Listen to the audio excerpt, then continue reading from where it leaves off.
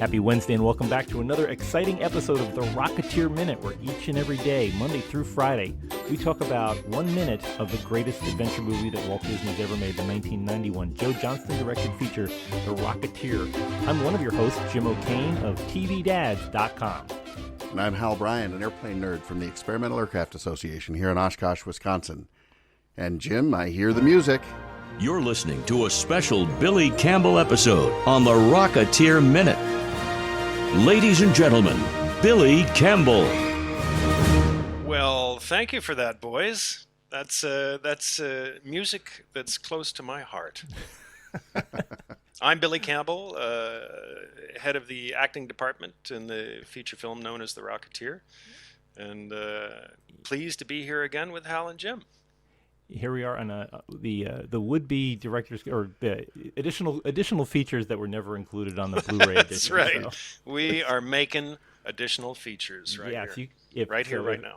If everybody just sits back for the next, or the previous and future 109 half-hour shows, we can fit this on a DVD somewhere, and you can watch the whole epic like we do, one minute at a time.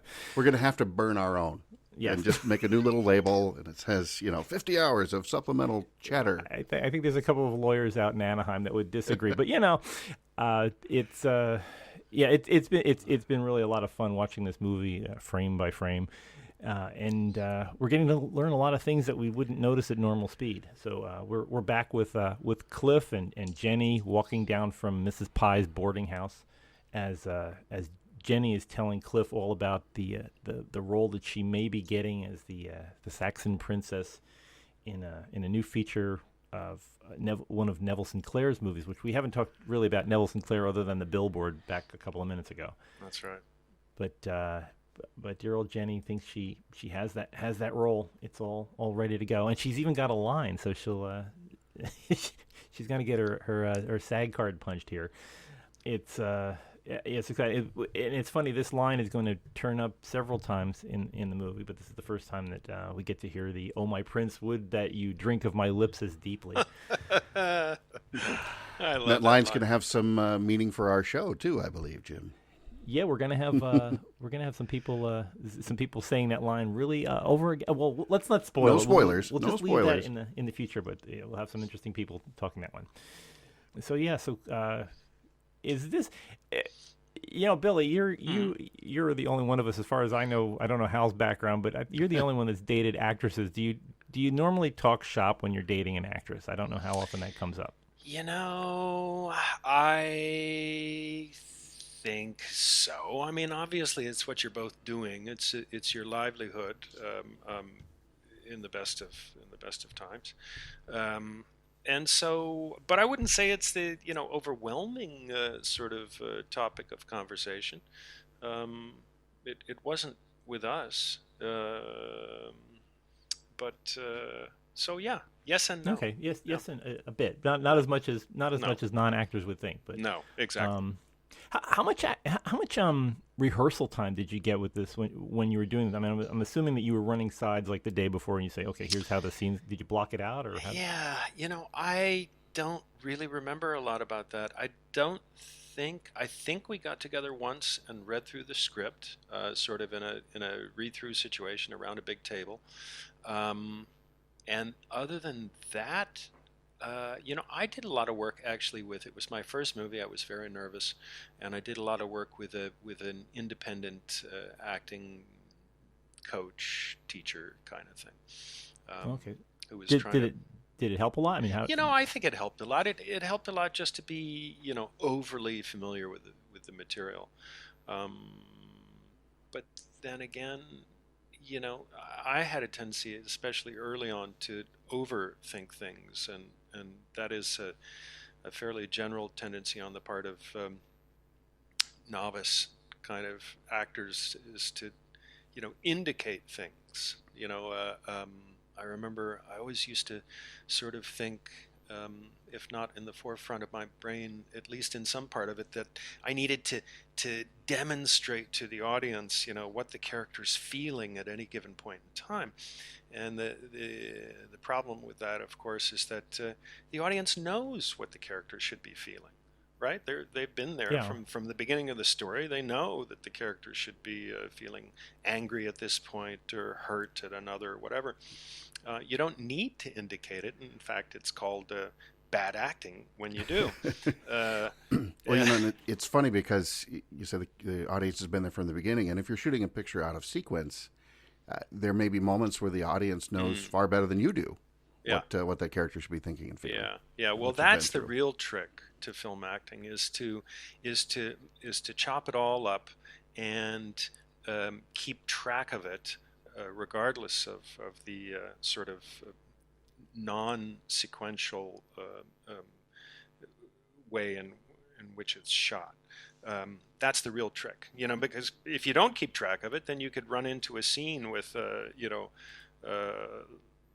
huge energy, and you actually were supposed to be coming in with kind of low-key energy, or the opposite, and it doesn't work. But of course, there are people who are supposed to be there to, remind you, but that doesn't always happen, It doesn't always. When you watch back here in your early days on the motion picture screen, is it painful? I mean, I would imagine that you want to go back and let me redo this whole thing. It can be so painful. I think I told you the other day, like if I could reach out and erase every single iota of the Star Trek episode that I did, I would. Because it's horrifying. It's just horrifying. It was horrible. It can be very, very, very painful. And that stuff is going to be around till I die, long after I die, probably. Oh, Star Trek fans have short memories. They're not focused on detail. Look, a castle. Look, a castle. Wow. So anyway, we're watching. You're doing all this acting where you're walking and talking. There's a lot of blocking going on here. I'm sure there's big pieces of tape all over the sidewalk, and you've got to remember the camera's gonna. You have to actually cross in front of Jennifer Connelly there to get to the other side so she can deliver the line and make sure you're not stepping in her light. So I guess, of course, it's great to see the other actresses in the background going over lines and just a little bit of set dressing there. That's one of the things I really love about this movie is that all the attention to the tiny little things in the background, the tiny bits of detail. It's a really, really sweet film that way, and I think that's one of the reasons it has remained a favorite. Yeah, it's stunning how it's very subtle. There's lots of exposition going on in this that we're not like you don't notice it. It's not somebody sitting down and drawing out. It's not like you're watching Back to the Future and they're putting a train layout saying here's the car going this way and that way.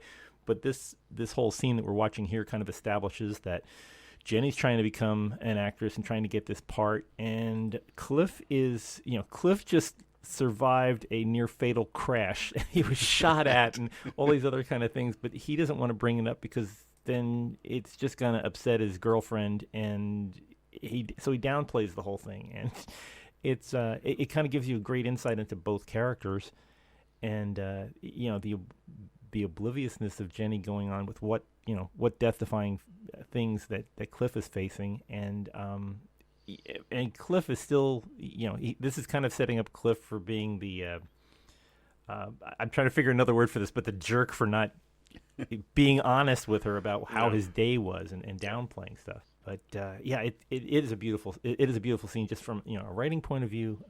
The difficult acting part where you got to get the lines in before you hit the pickup truck. Yeah, I got to get the lines in. Got to not feel like a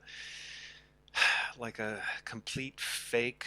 I mean, I've always felt like a fake in front of the camera, even on my best days or in my best moments. I haven't shaken the feeling. It's just ceased to bother me.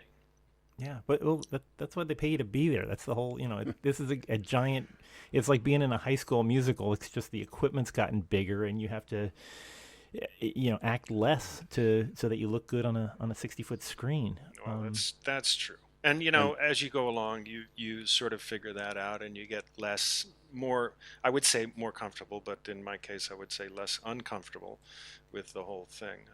And, I'm having better and better days lately. You Yeah, know, are you doing okay with Cardinal? I mean, does it feel real natural when you're doing the work? you know, there? it does. It's funny because like here I am on the other side of my career, the opposite end of my career, and well, hopefully it's not the end of my career, but I don't think you we're know, even to the middle. maybe the middle, and you know, I at times have to like you know, like struggle to find enough energy to bring into a scene. You know, I'm like, I really should be more nervous. I wish I was more nervous, like I was earlier.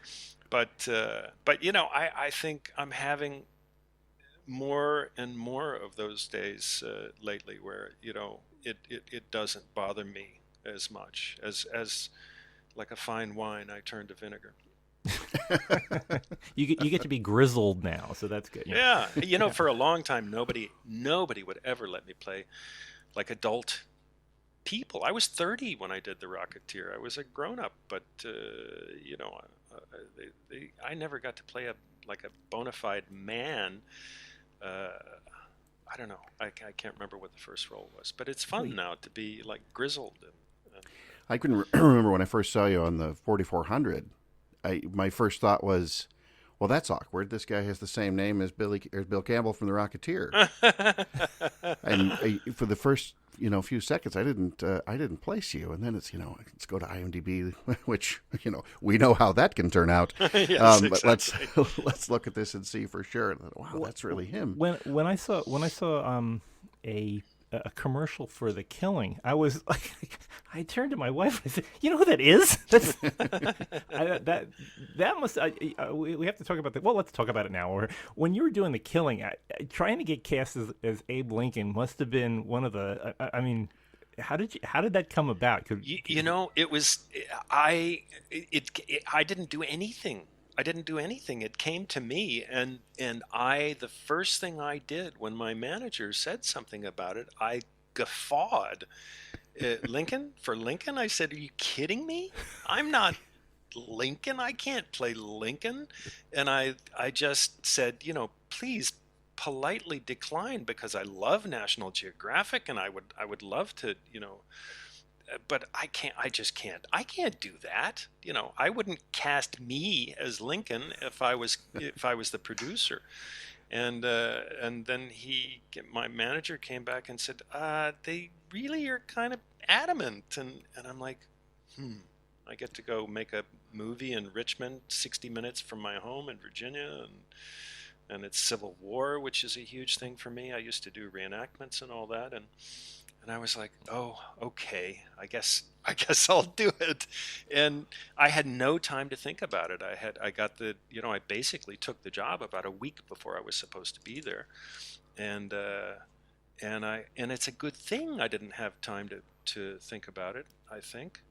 Yeah, because it all went really well. It was fantastic. I have to know? Did you get to keep the mole? The who? The mole? No.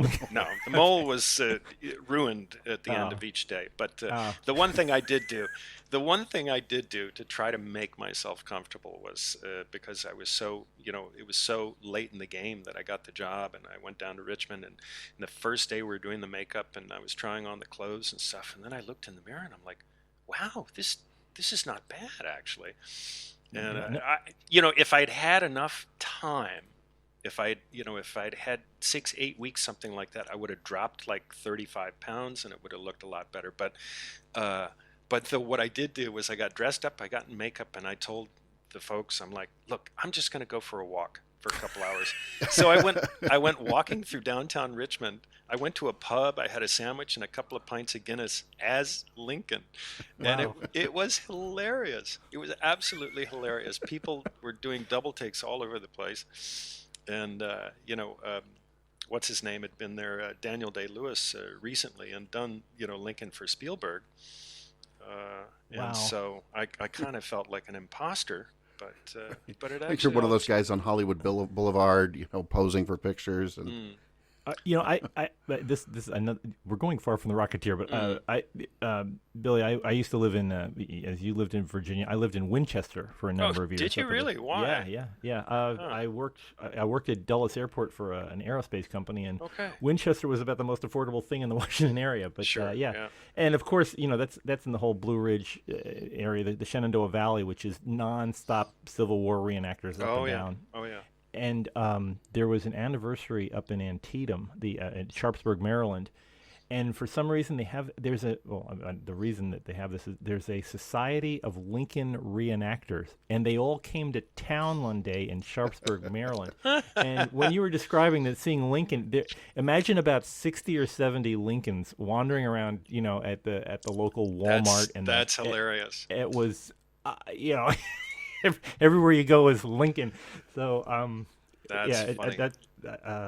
But it's Crawling with Lincolns. Yeah, and there's a surprising number of Lincoln reenactors who do not look like Lincoln, but they try their best, and thank goodness we have people like that who can do these things. But some of the reenactments, we used to go to Newmarket and all the other places to see these things. And, I used to do them. What years would that have been? This would have been 1990 to while the Rocketeer was coming out to after 2000, like 2002 or so. Yeah, mine were in the late 70s and through the 80s.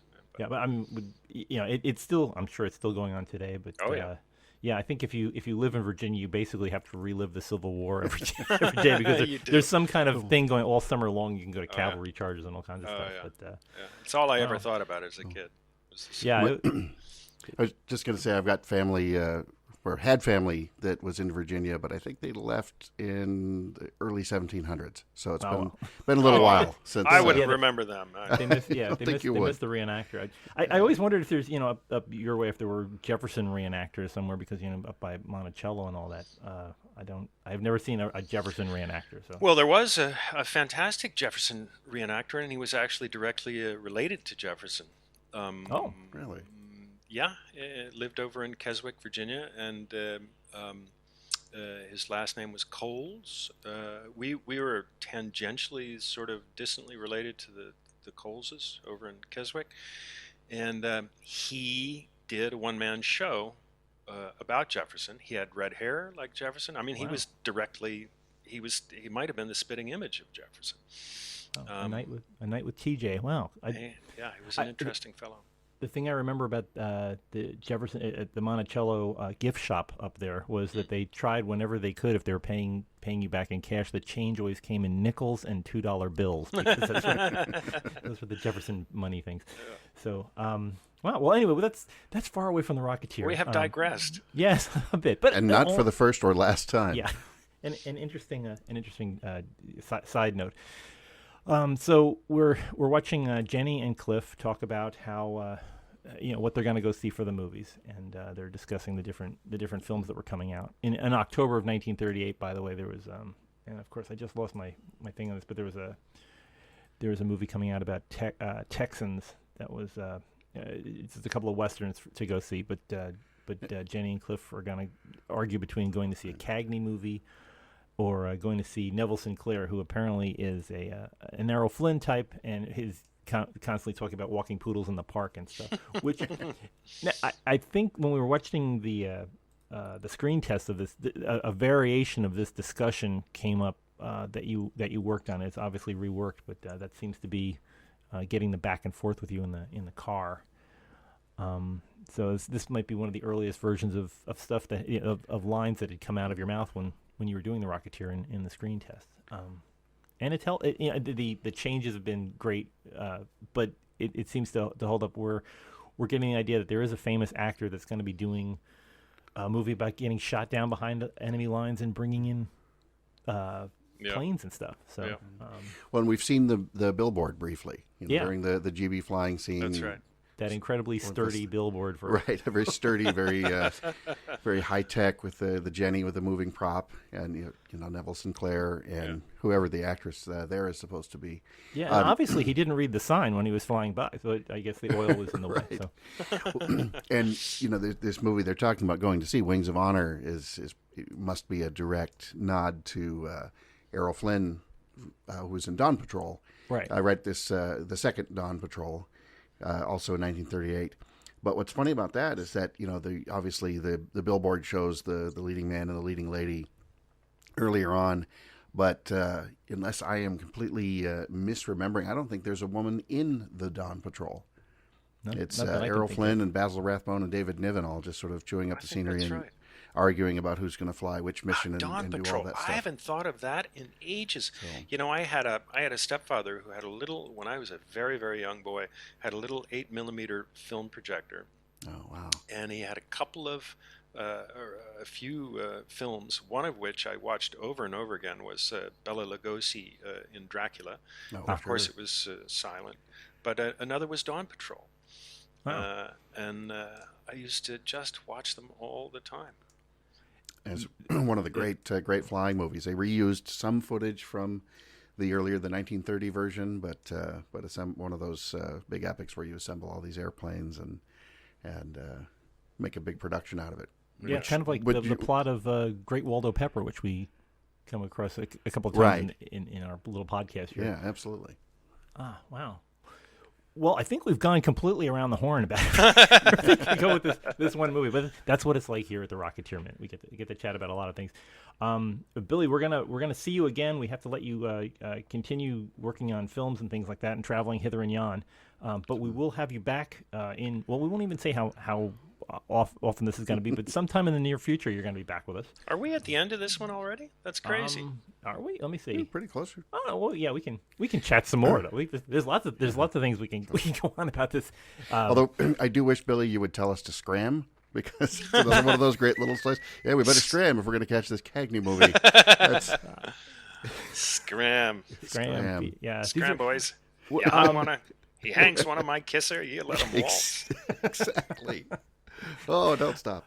Were you getting a lot of notes about how to deliver this thing? I mean, I realize this was this is your first big motion picture, but after every I'm assuming the only one you're taking direction from is Joe Johnston, and you must have been getting a lot of advice from everybody else while you were. I don't remember a lot of unsolicited advice. Joe even is not he's not big into giving direction.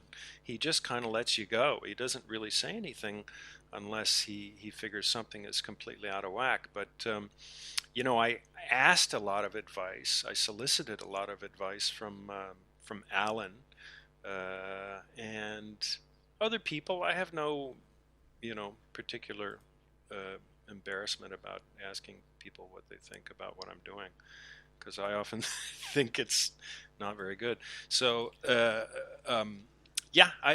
didn't. There wasn't a lot of advice going on except that which I was actively seeking.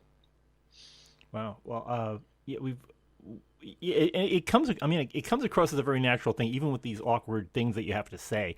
But even early on, it seems like everybody has kind of an easy repartee with each other, and that you didn't really have to practice that much. I mean, I guess you ran slides briefly before you did the scene, or you at least block it out. Yeah. But it all comes across very, very naturally. I think it was, as far as I recall, it was a very sort of natural feeling on the set. There were a lot of the movie's very showy, and it's an old-fashioned movie. So it really was more about the blocking and the shots and what's happening and so forth. And it was hard not to, sort of get caught up in that and feel that you were, in the back in the day. It really felt like old-fashioned movie making. Wow. Did the clothes and costumes help? I was wondering goodness, what. Yeah. It's like when you put on the jodhpurs in the morning and say, "Here we go." It helps a great deal. It sounds silly to say so, but it's like if you if you're playing basketball and you're wearing a Michael Jordan T-shirt, you just sort of you just have a little extra twinkle in your step, and it's the same with putting clothes on to play a part. You just it kind of does something to you. And that's why it's always a little off-putting, the rehearsals, when you're all sitting around the table in your street clothing. It feels a little awkward because I'm just there in my Nirvana t-shirt or whatever, and stinky t-shirt if I haven't bothered to change it, and it's just awkward. It helps a great deal to have the clothing on and to be on the set. Running the same scene over and over again and still trying to get that level of I'm in the scene must be hard to hold, especially if they like cut and go to the next day and you're trying to go, where was I at that point? But if even if those things are happening, it still comes across very naturally the way the pacing of this particular scene goes. Yeah. Wow. Well, I guess we are at the end of the scene because I'm just going to keep watching. But many more great minutes to come. And here, we're not even out of the first half hour of this movie. It's crazy. But lots more excitement and adventure and stories coming up. So everybody, please join us here Monday through Friday, as we say at the beginning of the show. But if you'd like to talk some more about this on social media, we are always available at the usual locations. It's Twitter at Rocketeer Minute. You can find us at Facebook, rocketeerminute.com/ I'm not Rocketeer Minute. No, Facebook.com/Rocketeer Minute. And then at the big site, rocketeerminute.com, where all these episodes are available. Cool swag from Amazon. And don't forget to follow Billy Campbell at W.O. Campbell on Twitter. And help him spread the word about this crazy endeavor of ours. Leave us reviews. We've got, as of the time we're recording this, we've got our first review on iTunes. It consists entirely of movie quotes, and it's cryptic, and I don't understand it, but they gave us 5 stars, and I love them for it. 5 stars is good, yes. 5 stars. Wow. Fancy. Yes. We're better than all akin to in. Yeah, it's one of those things. But yeah, please, and if you want to go out to iTunes, while you're there, type in Rocketeer Minute in their little search bar. Once our little show comes up, hit subscribe, and you get this particular show delivered to you hot and fresh every morning, first thing, so you can listen to it on your treadmill, out there while you're waiting for your movie to start, or wherever you happen to listen to our great show, in your car while you're or shopping. If you're at grocery shopping, that's a callback. We'll talk about that later. But all these places that you listen to us, you can get it every morning, Monday through Friday. So why don't you get it tomorrow, right here, back on the Rocketeer Minute. Boys, thank you as ever. Over and out.